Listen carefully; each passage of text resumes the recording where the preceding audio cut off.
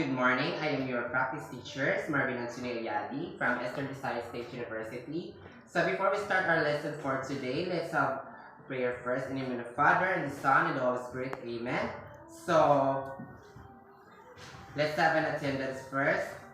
Okay, is there any absentee for today? So I think no one is absent for today. So class, are you already visited a poultry house? So what have you observed? What are those equipments that you observed in the poultry house? Okay, can you give me one example? Okay, very good. Brooder. Okay. So our lesson for today. So before we start, we have our pre-test. Okay. Match column A with column B. Write your answer on your answer sheet. So I will give you 3 minutes to answer. Okay, class, I think you're already done. So let's answer number 1. This fixture should be provided in the laying house to facilitate collection of manure. So the answer is the dropping board. 2. There are horizontal poles where birds can sit and rest, especially during night time. So the answer is purchase. Next is there are containers where feeds are stored for future use. It is the feed bins or feed buckets. Number 4, a heated container that can have its temperature controlled in at least one area. So what's the answer? It is the brooder. So the last one, a device for maintaining the eggs of birds to allow them to hatch. It is the incubator. So I think all of you get the perfect score. So we move on to our topic. So you already have an idea what our topic for today. So our topic for today is all about equipment and facilities in poultry productions.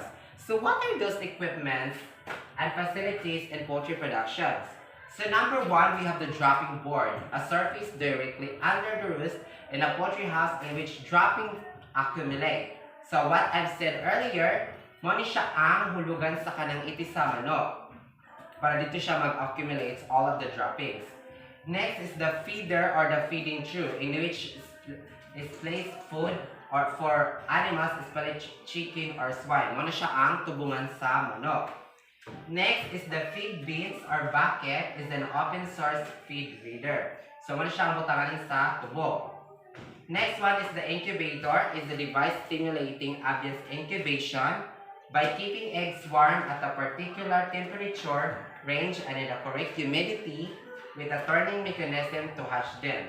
So incubator, mo siyang artificial technology that we will use to hatch eggs. Next is the brooder, a heated house for chicks or piglets. Mo na siya ang it is the cage where there is a light for chickens para to avoid na magkasakit ang mga animals. Next is the purchase, a thing on which a bird alights or roosts, typically a branch or horizontal root or a bar in a bird cage. So, mali siya ang kanang tungtunganan sa kanang manok kung mag-rest na sila. Next is the waterer. It is that it's simply the vessel or system that you use to provide water for your birds. So, waterer mo na sila ang imnanan for their proper digestion for the chicken. So is there any question, class, about our topic for today? Okay, I think you already learned a lot from my discussion. So we have an activity. So I want you to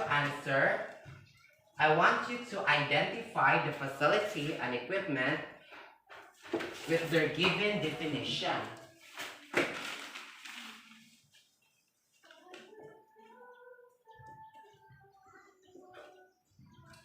So number 1, it is a fixture where hens or layer lay their eggs.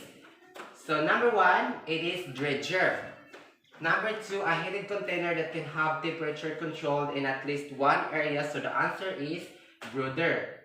Number 3, it is a fixture that is provided in a laying house to facilitate collection of manure. It is the dropping board. Number 4, it is a container where feeds are stored for future use. It is the feed buckets or the feed bins.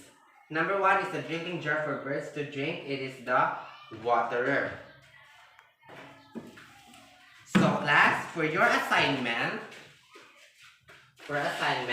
I want you to conduct a survey on the farm equipments and facilities of the school poultry house. List the existing equipments and facilities you see. Take pictures of all of these equipments and facilities. So that is your assignment for tomorrow. And write it in a one whole sheet of paper and answer it tomorrow. Okay? I think we already done. So thank you class for cooperating my discussions, and thank you for giving me time. So that's all for today, and see you tomorrow class. Goodbye.